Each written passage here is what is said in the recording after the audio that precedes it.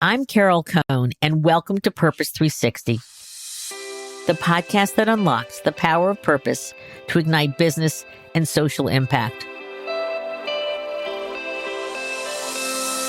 Joining me today is Martin Whittaker, one of my favorite guests on Purpose 360. Martin is CEO of Just Capital, and today we're going to talk about the recently released Just 100. This ranking is so sought after by companies. Now, there's been a little bit of reshuffling at the top. Microsoft, who has just got incredible stakeholder-based approach and leadership with their CEO Satya Nadella, they dropped a few places to 3, and Alphabet was number 1. Well, we're going to talk about why there was a little bit of a shift there. Companies that were named to the list immediately put announcements on PR Newswire. I mean, more so than ever before. We were really proud that 7 of our clients, and we have a small, very focused firm so that we can do the best work, really innovative work that's built to last, so to speak.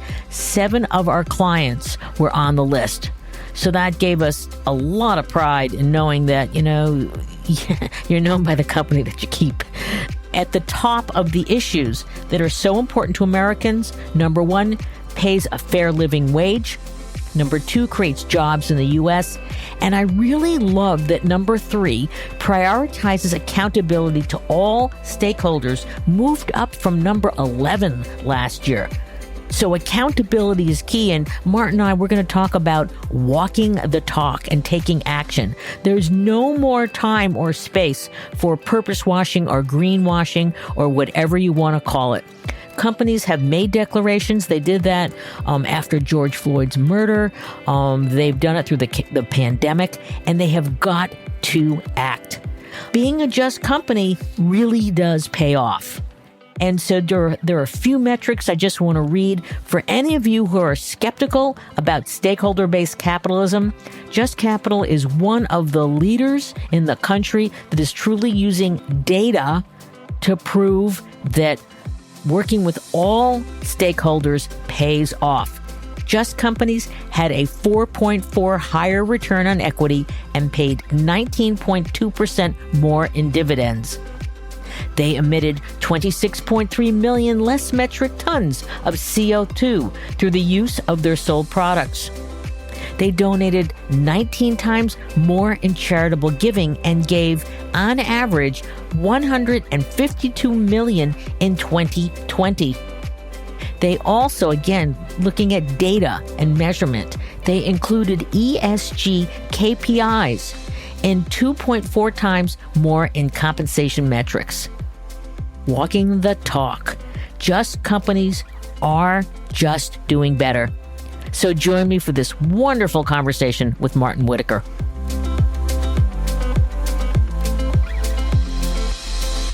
So Martin, welcome back to the show. Hey, Carol, it's great to be back. I love this podcast, and I love spending time with you. So thank you for having me on. Oh my God, I hope I can use that in our promotional materials.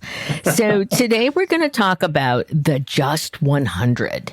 And this is what you had the first one in 2018. Was that the first year? First year was actually an industry only because it was such a challenge to do like an apples to apples across the entire Russell 1000 list of companies. So 2014, we formed the company. 2015, we did our first poll. 2016 was the first industry rankings. 2017 was the first head-to-head, every company against every company ranking. Okay, great. Okay, 2017. So for those of our listeners who kind of heard the name Just Capital, but they don't know what Just Capital does, why don't you just share with them your mission, your vision? And I love that what Julie Sweet, I think, said from Accenture, you're creating competition for goodness. So tell us about just who you are, and then why the Just 100. Just is that it's a pretty simple idea. It's how do you get big corporations to build a more just economy and through that a more just society? And that's really it. And we think if you can get the private sector, and obviously we focus on those big corporations that have so much influence and so much impact.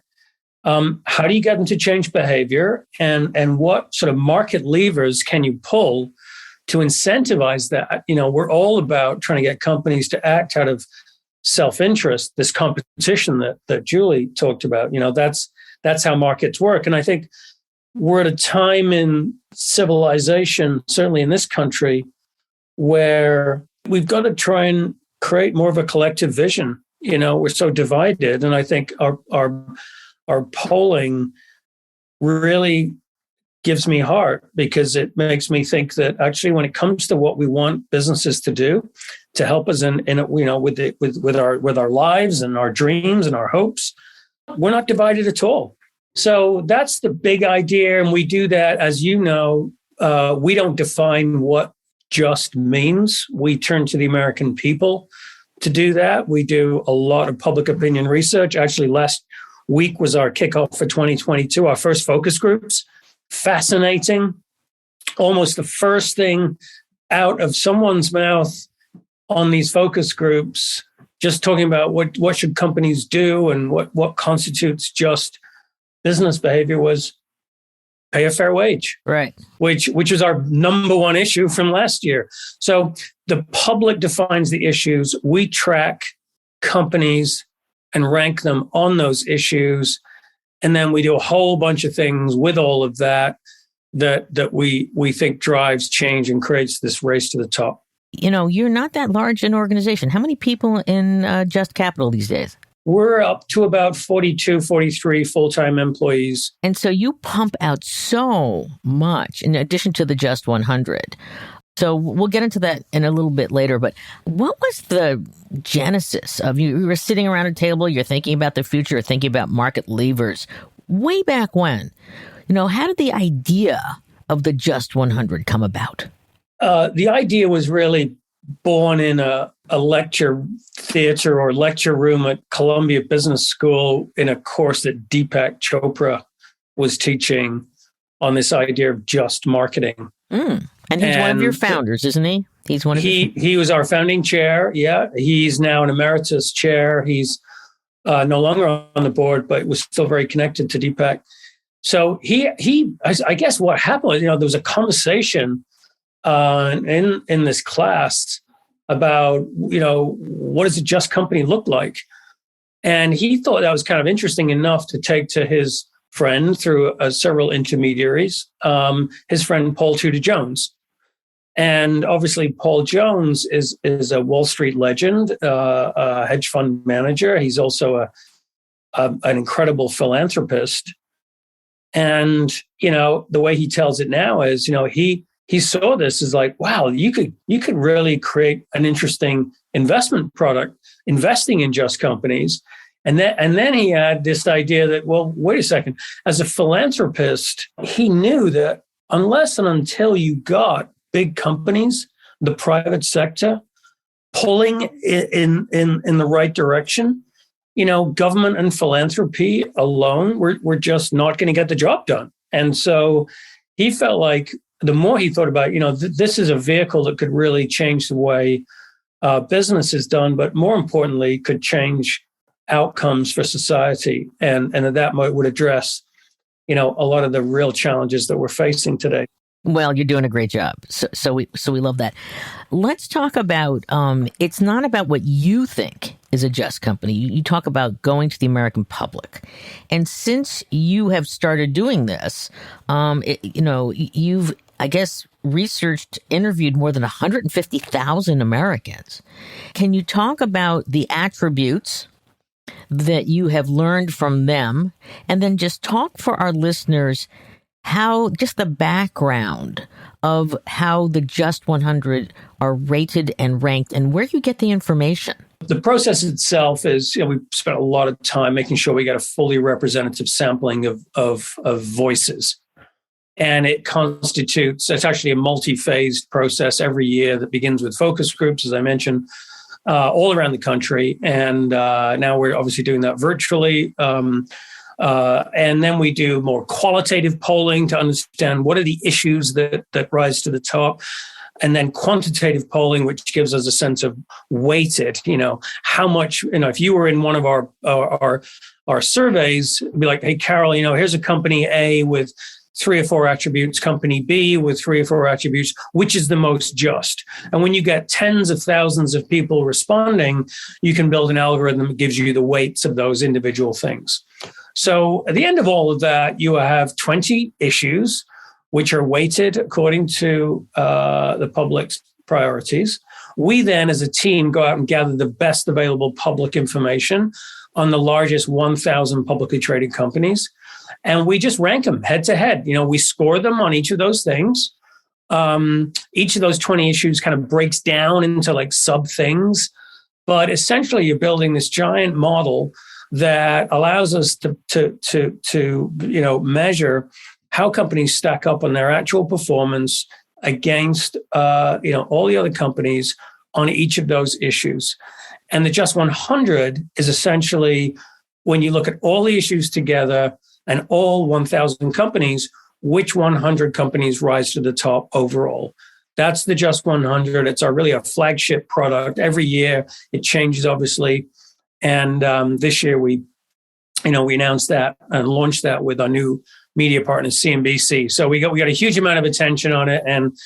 And we, from the Just 100, you create an index and you do all sorts of other interesting things. That's how it works. So let's talk about this year, because this year you had Microsoft was dethroned. Microsoft was number one for the past 3 years. And I adore Satya. His leadership is amazing.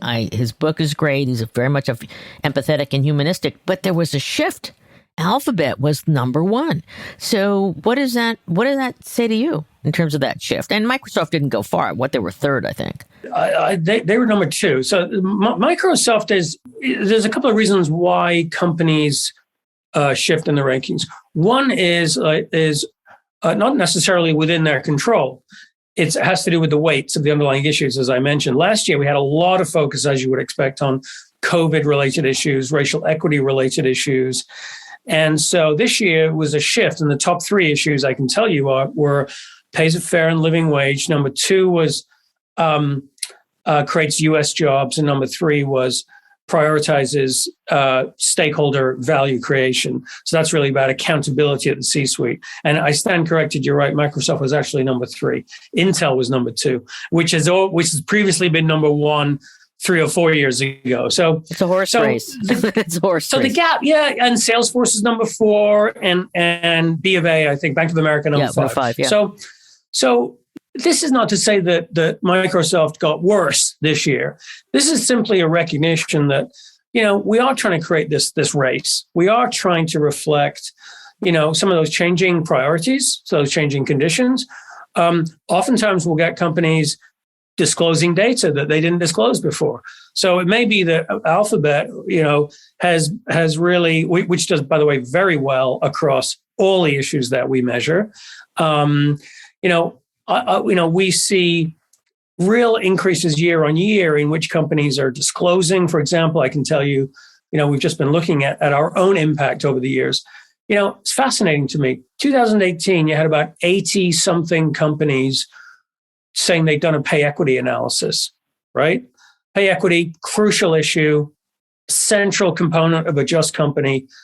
Last year, it was about 250 something companies had done that. So that's more than a tripling over several years of company doing pay equity analysis. So that, when I think about what we're trying to do, it's that kind of an impact on business. So the shift in the rankings, Microsoft dropping up, Alphabet going up a bit, that's great. And we celebrate that. But what we're really trying to do is celebrate corporate leadership wherever and whenever it occurs and use the rankings to sort of spotlight what that looks like.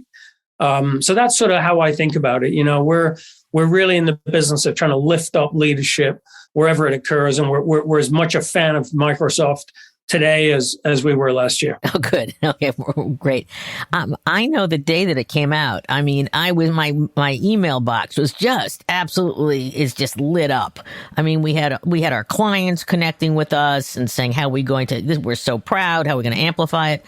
I looked online, and I think that once you announced it, there was a flurry of press releases coming out from the Just 100 because, unlike previous years, this is a ranking, a rating that companies truly want to have.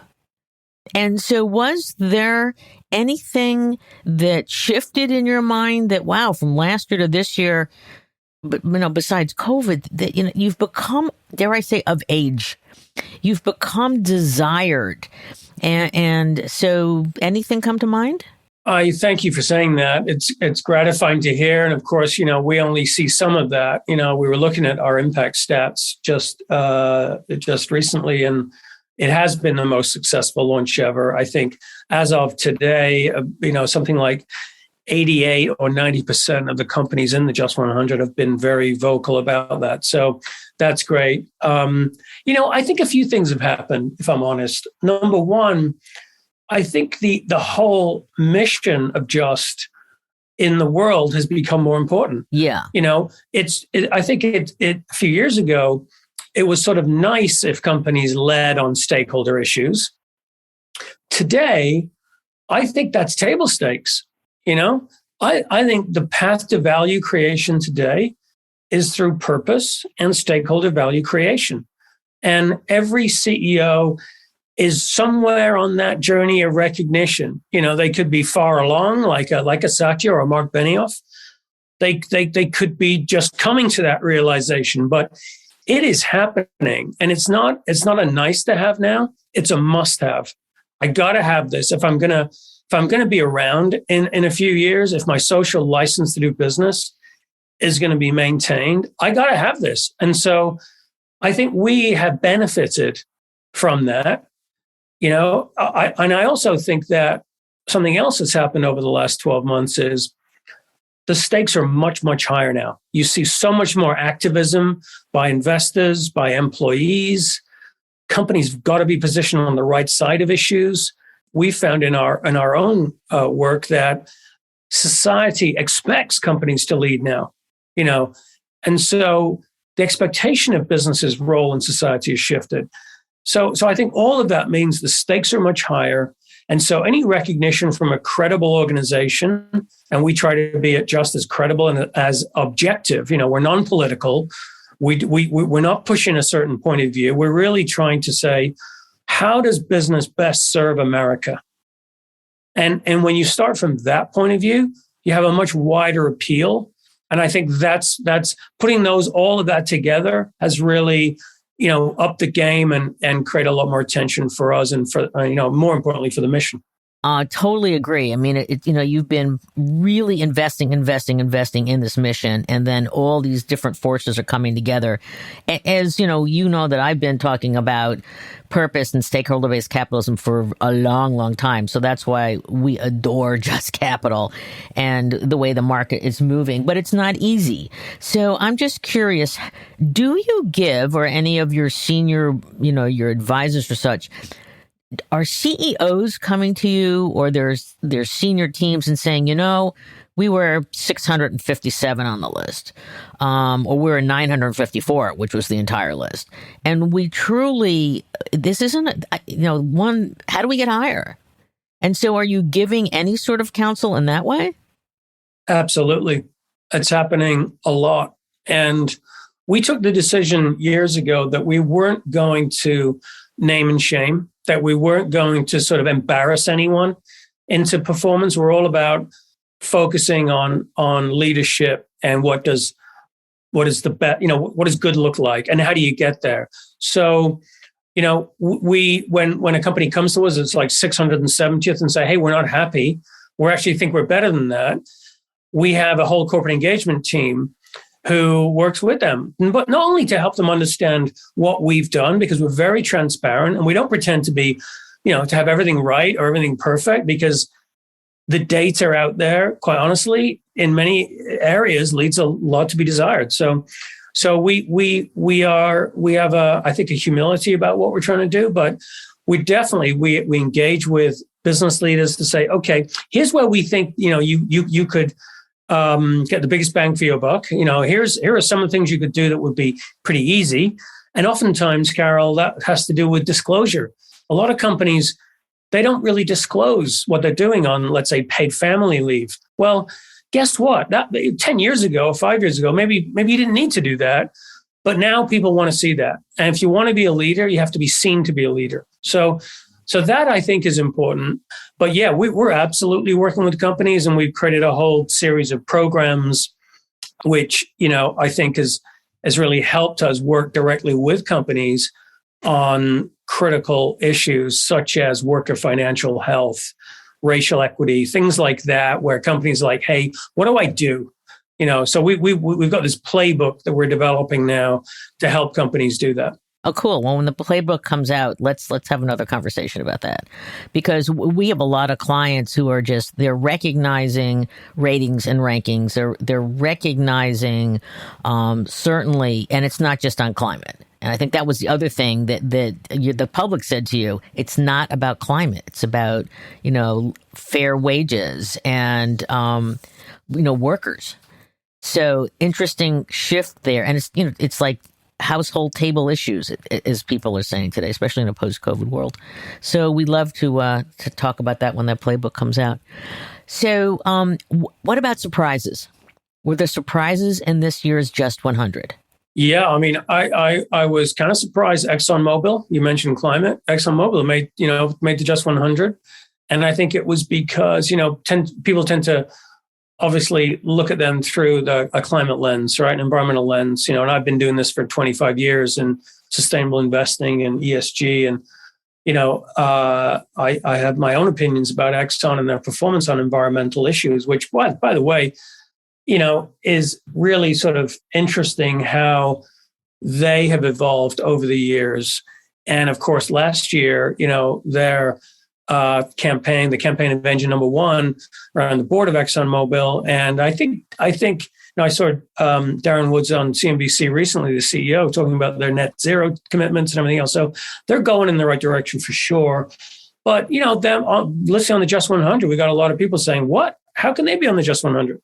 And the fact is, when you look at all the issues we cover, you said it, workers this year in this model right now, 40% of the overall weighting. So 40% of a company's score is based on worker-related issues. When I found Just Capital early on, workers were always a critical priority for Americans. And I had been saying employees for 20 years. So I'm so thrilled that you're taking real desires in a transparent world from the public and saying it's workers. So please continue. So that's why Exxon gets on there, and why Tesla, for example, doesn't. They don't do well on that. And in part, again, it comes down to disclosure. Like, it's very difficult for us to judge a company if there's just no information. And when you look at the S of ESG, social issues, which revolve around workers and around the impact of companies on people and communities, those are really, really important in our model. As you said, they always have been. I think it's one of the things that's really differentiated us. I think pre-COVID, people would say, yeah, well, worker-related issues, it's kind of interesting that you get that in your polling, but, come on. And I think COVID and the whole economic shutdown, reopening, George Floyd, all of those things were all about people, livelihoods, people's jobs, safety, the mental health, it was all around people. And I think that was sort of S's moment where everything around the people aspect of business has fundamentally changed. And I really believe, I don't think we're going back to how it was in 2019. And so I really think that is partly what you're seeing in the rankings as well, is like a recognition that S and social issues and worker-related issues in particular are like the new frontier of this whole movement. And S is so hard to measure. It's really hard to measure. I mean, we've been working on S for like decades. So it is great that you are now providing an interpretation of S through, again, the American public and their priorities to say, it's about fair treatment of us and things related. And I love what you said to people and also the communities that the companies are located in. So keep working on the S because that's really, really important. Were there any other surprises in the, and also I know I'd love you to talk about Facebook because Facebook, dare I say, plummeted. And I mean, what's over 600 rankings or levels. And so perhaps you can talk about that and why. Yeah. So, I mean, I would put that in the surprise bucket too. So there are a couple of issues that we grapple with this year, which I think you'll find interesting. One, and they relate to sort of the impact of business on society more broadly. I think our model does a very good job of on explicit issues. I think it's hard when you get people to talk about more complex issues, such as the impact of social media on society. Is that a good thing or a bad thing?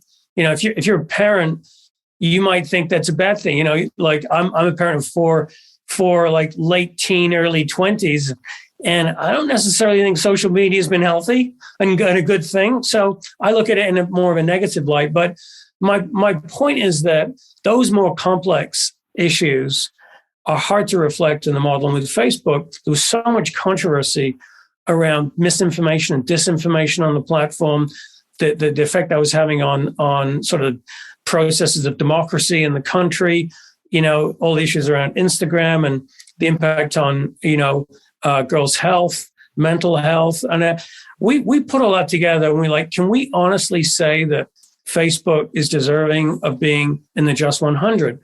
And we decided that we couldn't and that we needed to examine that more closely. And so we run it through what we call a unique event process, where effectively a company, while we figure that out, is dropped down, and that explains Facebook's rankings. So it wasn't performance-related issue per se. It's a methodological choice that we made because of the complexity of the issue. But I'll give you another one, which also caused us a lot of sort of thought and debate, was around Uber and Lyft and DoorDash and how do you deal with companies whose whole business model is based on contingent workers?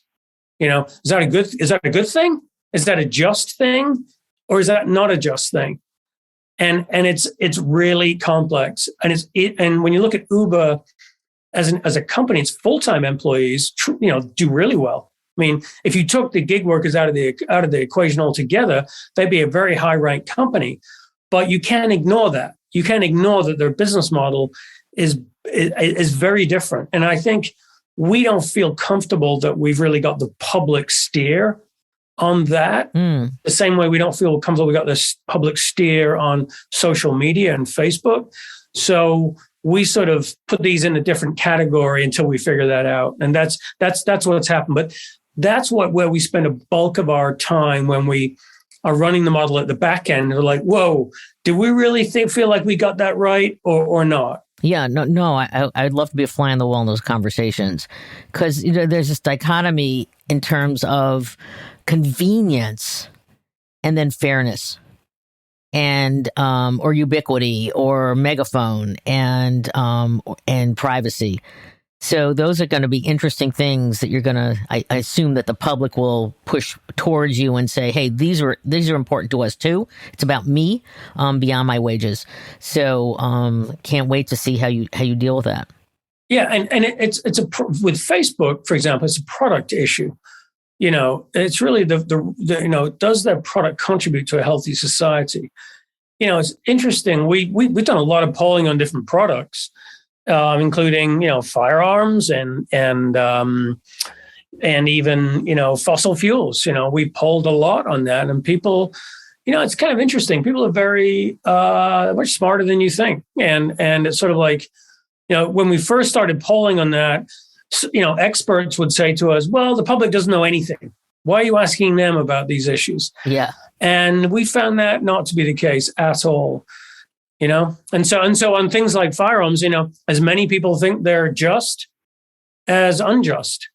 So we don't make those kind of moral decisions based on what we think. It's all about the signal from the public. And that's a great segue, because you wrote this great blog about in 2021 Americans told us they expected companies to lead on these 7 imperatives, and then you said 2022 is the time to act. So I'd love you to talk about the 7 imperatives. And I do love the first one, which says focus on actions over words, because that is the phase that we are working on with clients, or we're giving speeches about, which is embedding purpose into the organization. It is not about the talk. The talk doesn't work anymore. It's the walk. So can you talk about these 7 imperatives and what you're seeing in terms of, again, the shift into what just companies are doing? I think I wrote that. When did I write that? 12 months ago? Yeah, about something like that? Yeah. So I would say there's one imperative now, which is exactly what you just said. 2021, if you look at what happened with, even look at like the Senate Banking Committee grilling the heads of the banks on this idea of stakeholder capitalism. It was all about, well, this is just political posturing. Why are you even doing that? You should be simply focused on shareholder value creation or, shareholder returns. And it was really coming down to, what are you actually doing that is in shareholders' best interest? Equally, on the left, the major criticism in 2021 was, this is all just greenwashing. It's purpose washing. And I think, again, you bring it back to like, okay, well, what are you actually doing then? So for me, I think when I think about 2022, this is all coalescing around, okay, what are you actually doing? And how is that creating value for your stakeholders? And what, the business case for that? That's what I any board that I'm talking to, any CEO, any business professional, like, I feel like this movement has got to the point now where it is about demonstrating real impact, real change, walking the talk. And then what is the impact of that? When we talk about the BRT and the signatories to the Business Roundtable's statement of a purpose of a corporation around stakeholder value creation, well, what does that actually mean? And how are you measuring it? And how does that benefit your investors? That's the story of 2022. Thank you. And I love that at the end of this blog, even written about a year ago, you said, from your most recent polling, it demonstrated that Americans are losing patience, with 84% agreeing that action from corporate leaders is lacking. I think that's absolutely right. It goes back to the point I made earlier about expectations. We really see clearly that people want businesses to do more. Investors increasingly want companies, to do more. And so you get to the point where hope sort of begins to fade. You know what I mean? Yeah. Like, and you start to lose faith that that's going to happen. And, take all the multiple pledges on racial equity and DEI, diversity, equity, inclusion, after George Floyd's murder, right? After a while, you're like, okay, great. But what's actually happening? And if nothing happens for months on end, you start to lose faith that actually, you lose trust that this is actually happening. And I think that's where, you see that with net zero pledges around climate. After a while, you're like, all right, show me. And I've said this many times, we don't live in a trust me world anymore. We live in a show me world. I'll make up my own mind. You give me the data, I'll make up my own mind if I think you're just or not. Again, I think, and it's affected our mission as well, Carol. We've really, I think, over the last 12 months and certainly this year, spent a lot more time really asking ourselves about our own impact. Are we seeing changes in the companies that we're tracking? Because if we're not, we must be doing something wrong. Or like, what's the point? And, we are. I talked a little bit earlier about the pay equity analysis.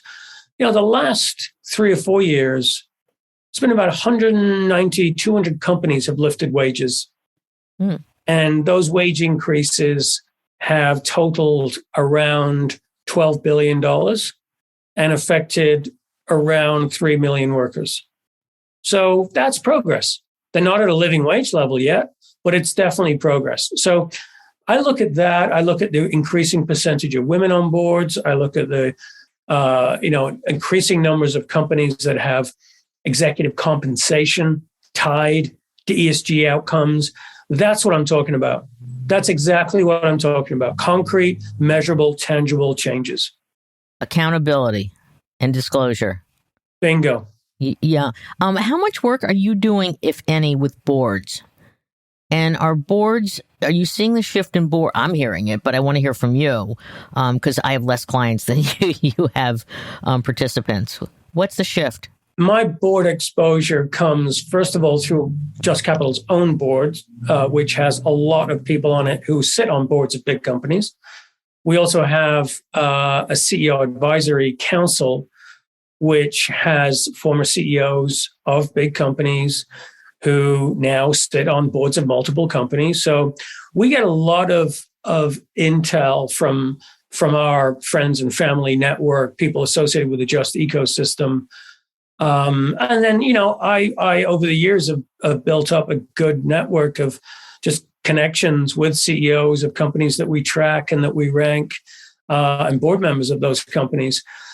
I think, honestly, in a nutshell, what I would say is every board right now is grappling with this central issue of purpose and stakeholder value creation. And it might come in different forms and shapes, depending on the industry, depending on the company.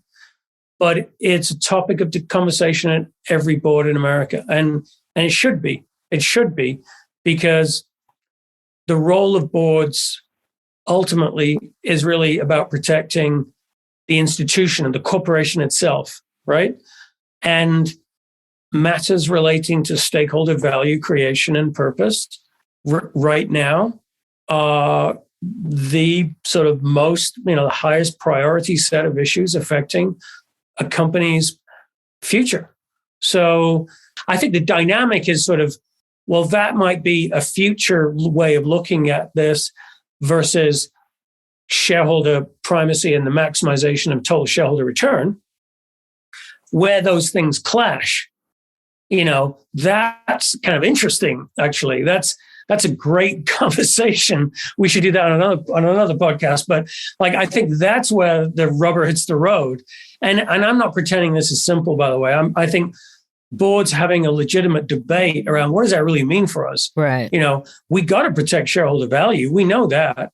But maybe the path to that lies in thinking about how we're investing in our workforce, how we're investing in our customers and our suppliers.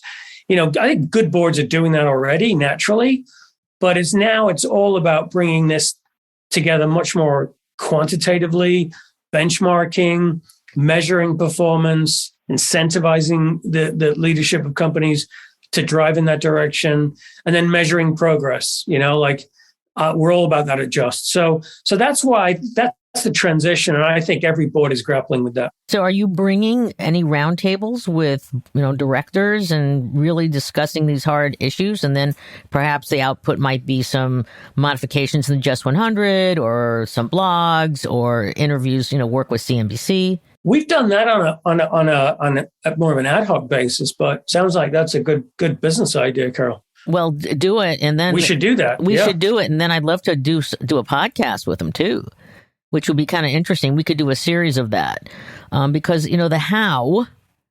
I think that there's agreement it's needed, but the point of from talk to action, and boards don't like to get that deep. They want to put pressure on we see this coming, et cetera. But there also needs to be pressure on action. And to your point, the balance is the really hard part. The near term, the long term. And not everybody's going to be Paul Pullman, really. Well, if you don't like my stock, I'm not going to give you quarterly guidance, then don't buy it. I mean, how many leaders have the courage that he had to say that and do it? Yeah, you're right. Good boards are all about courage and really having, a really vigorous debate around these issues. I think they should be debated. I think, unfortunately, we're plagued by dogma around these issues. Either it's all, BS and doesn't mean anything, or it's like, no, this is what you have to do. And I think we're in a transitional phase, and I'm a realist. So I feel like, okay, let's just talk this through. Like, well, let's first understand assumptions that we're making.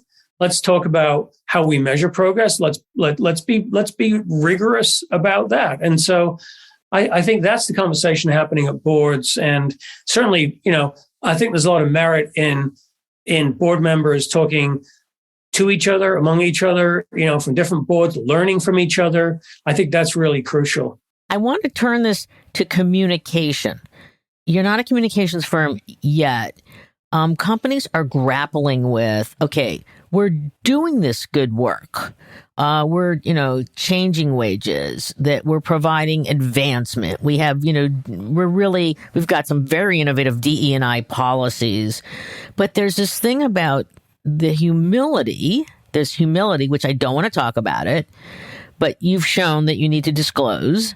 There's the, I don't know how to talk about it. And there's this whole question of, is it going to look more like, purpose washing? So do you have any recommendations that you've seen perhaps from some of the companies you follow regarding what is an authentic way to communicate their progress? To answer your question with a specific example, if you look at our number one company this year, Alphabet, just go check out their report on DEI and their progress there. It reads like a 10K.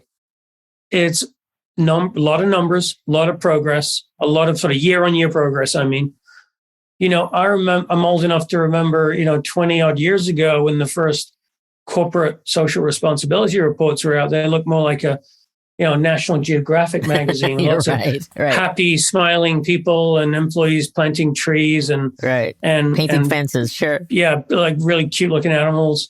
So it was like that was our corporate social responsibility. Now, it's obviously very, very different. So communications has to be building today authenticity on these issues. I think there's a skepticism about corporate ESG and justness and sustainability. And I think there's some justification for that skepticism. A lot of companies have made promises that, have they met? Not so sure. So you've got to put yourself out there. You've got to tell a story in progress. If you're trying to wait until you've got everything buttoned down and all the I's dotted and T's crossed and you look great, either people were not going to believe it because no one's perfect. And I said this natural skepticism is going to be like, yeah, come on. Yeah, what's really going on? Mm-hmm. Or by the time you've done that, the ground will have shifted and you'll be behind the curve again. So it's telling a story in progress and being courageous enough to our earlier point to do that, to be vulnerable. Hey, everybody, we haven't got this right yet, but we're working on it and we will get better. And here's what we're doing. And here's how we're holding ourselves accountable. Like that, I think, in a very inarticulate way, is how to communicate on these issues today. We just interviewed Chris Miller from Ben & Jerry's, who's their chief head of activism. They have an amazing, they don't call it a CSR report, but they call it a SEAR, S-E-A-R report. And they talked about, we were behind in equity, and diversity. They're in Burlington, Vermont. And so, they looked at some of their core issues and they were very transparent. We've brought in SMEs and we're talking to them about what we're going to do. And then they said, and this is what we're pledging. And they said, we're going to pledge and we're going to report. And it wasn't, all peaches and cream, which I thought was really a great way that they did it because they truly want to be authentic in all their activism. I want to ask you about employees and communication because we find, companies that have 10,000, 50,000, 100,000 employees or more. I mean, Accenture's got over 600,000. The companies that have the courage to allow their employees, one, to get engaged, skilled volunteerism, unskilled volunteerism, innovation with purpose, and allow them to talk about it in social media and in their networks, I feel that's a tremendous way to build the story one tiny little brick at a time. But I'm just wondering if you're coming across that. What's your point of view about allowing employees to use their voice? Well, obviously, I think that is now, we see that happening anyway with increasing employee activism, employees feeling, as though collectively they need to work together. You see that in sort of pro-company unionization efforts that are happening at Starbucks, which, by the way, does really well in our rankings. It's a great employer, and provides a lot of great training and benefits and things like that. So I think employees are they will find a way to drive forward with their voice and with their energies and with their activism. And so it's how a company channels that. Do you really feel like that's something you want to try and contain and manage and, control? Or could that be your superpower? Could is a superpower. Yeah, absolutely. Could that passion of your employees drive you forward in innovation and new markets and growth and all the rest of it? So I think it's how a company's leadership approaches that. Communication is obviously part of that, but again, you have to be communicating about things that are real and that are making a difference, and understanding that is probably a whole new industry. I'm sure the whole of the HR human capital world is sort of like a snow globe after COVID. So everything's up in the air, and gradually those pieces are settling. Well, what's interesting is, and I'm curious about these two areas which have to do with meaning. I'm reading a lot, talking to our clients a lot about that. If you translate purpose even more simply and say it's providing meaning for the organization. So I'm curious about, are you hearing about meaning, albeit very hard to measure, as well as flexibility? Because I'm hearing that the desire with the Great Resignation is that flexibility in my job is the number one thing that employees are looking for. So have you heard about meaning and or flexibility? Well, certainly flexibility. Definitely. That's come through conversations you have with folks all around the country. And it's very sort of, it can be very personal, right? So the thing about the pandemic is it's sort of, everyone's had their own personal journey through a common experience. Mm-hmm. And I think that has showed up in how much, you think about some people have a lot of extended family they have to take care of. Are they able to do that? So, they need flexible hours, they need different kind of benefits. Others it's all been about the physical location and where they're working and how they commute or how not, and physical safety interacting with, people in their store, if they're a cashier or, so very, very personal set of, sets of issues. And I think more flexibility as COVID has sort of worked through and businesses have shut down and reopened, and we're still grappling with vaccines and all that. I've sort of put that in the spotlight. I think meaning is obviously something deeper. I think it's partly explains the great reshuffle that's happening. Who hasn't sat at home at some point in the last couple of years and thought, boy, what is this? What is this all about? Where am I? What do I really care about? Who hasn't been confronted with really, really stressful situations? So I think that collectively causes society to think about meaning. And we don't, in our polling, I don't detect any sort of shying away from believing in business or believing in individuals' ability to rise above and to make a better future. I don't sense a societal, an erosion of sort of, societal values or sort of a lack of energy to really build a better future. I don't see any of that. I think it, is a really strong sort of momentum that I think our politicians are not really harnessing. I feel like it's sort of, if you look at recent polling of trust in government, it's business is more trusted now. So I sort of feel as though, and we see that. So I sort of feel as though America's wants more from business, and that's how you express your ambitions and your meaning in life. It's how you reflect who you are and what you want to be. What's your identity, and so that, I think, is partly explains the what we're going through as a society right now. But if you harness it, can be again a real superpower. I love superpowers. So you and I could talk forever, and maybe we're gonna have to do like the baker's dozen of the Martin and Carol conversation. But I think we're gonna have to close this one down. So I would love for you to give 3 suggestions to anybody in a company.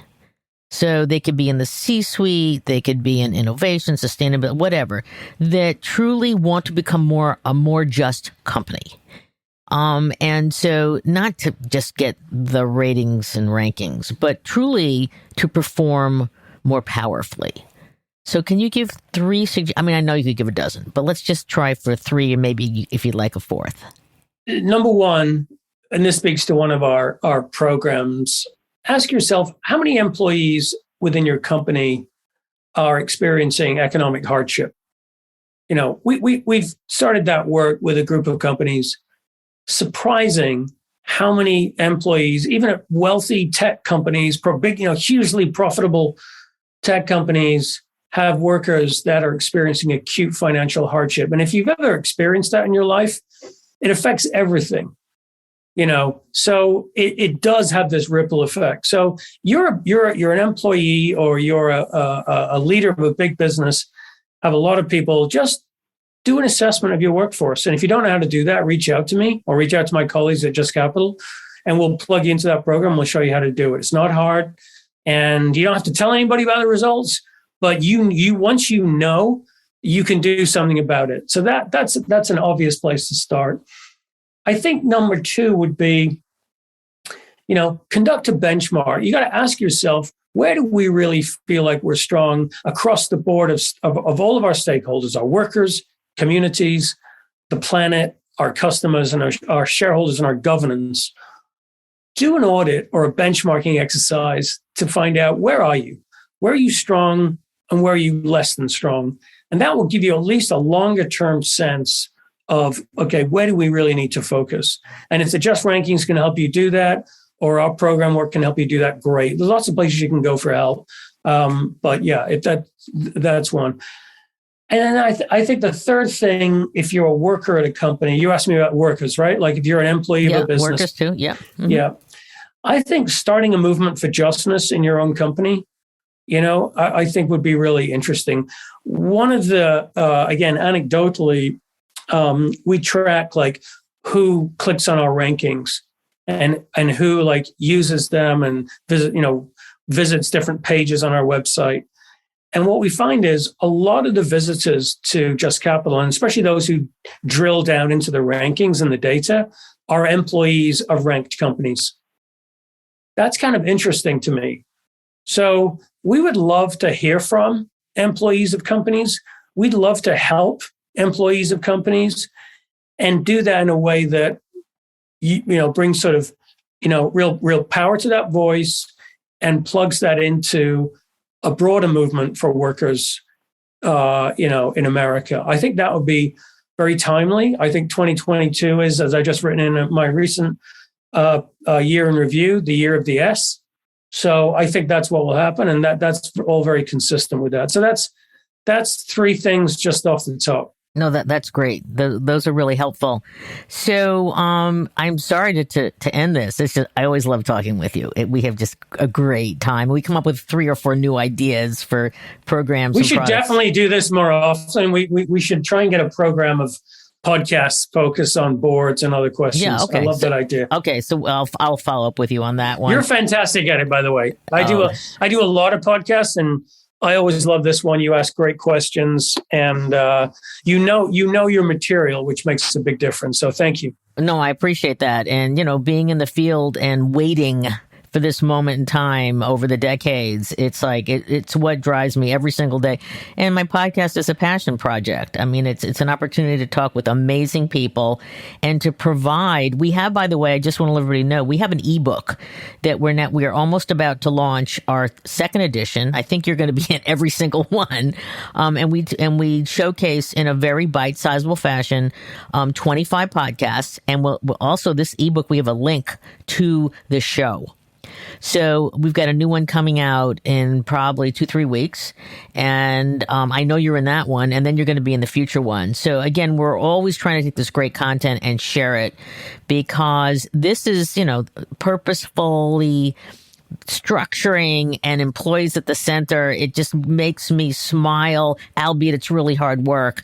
And as those of you who follow me know, my joke is I started it when I was 6 feet tall in 1983. I'm now 5'1", and I can't get any shorter, but I'm not, because there's Martin Whittaker, an incredible Just Capital out there. I got to give it a nod to Larry Fink and, how he is truly trying to shape I always look at our clients and go, oh, look how much the BlackRock owns of you, and listen to what Larry's saying in his current letter, which is great. So there are these market movers, and I knew that the purpose movement would never get there until the financial side truly came to bear. And so it's only been the last, 2 or 3 years that it's happening. And I am so proud of, and I love what Just Capital is doing. So keep it up. And I always like to give the last word to my guest. So Martin, anything else that you want to say to our listeners? Please go to justcapital.com and just get involved. Support us in whatever way you can. We're a nonprofit. We're open for business. We want to hear from anyone who's interested in our mission. Thank you again, Carol. Oh, it's my pleasure. And yeah, there is a donate button, so donate. And again, but it wasn't just about money. That would be great. But I do mean, like, we obviously we value every dollar, but we want to work with people in lots of different ways. And you do. And please go to the website. They have all sorts of different programs. And I just want to end with your quote, which is, we don't live in a trust me world anymore. We live in a show me world. So if we can leave on a point, which is like, I talk about embedding purpose.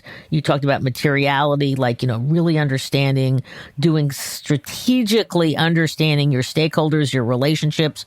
Where do you have strengths? Where do you have weaknesses? Where can you close the gap? And act and disclose. So Martin Whittaker, you never disappoint me. I love our conversations. I woke up with a big smile this morning going, yeah, I'm going to be able to talk to Martin. So thank you for your great work. And to our listeners, please share this podcast with anybody on your teams, your networks, beyond your teams, and also go to places where they rank and rate podcasts. Give us a 5-star, please, because we want to get into the pantheon of the best business podcasts. This is no longer a niche. It's no longer a nice to do. It's a have to do. So thank you very much. And thank you to all our listeners for Purpose 360. And Martin, until next time, just keep doing what you're doing. Thanks, Carol. Be well.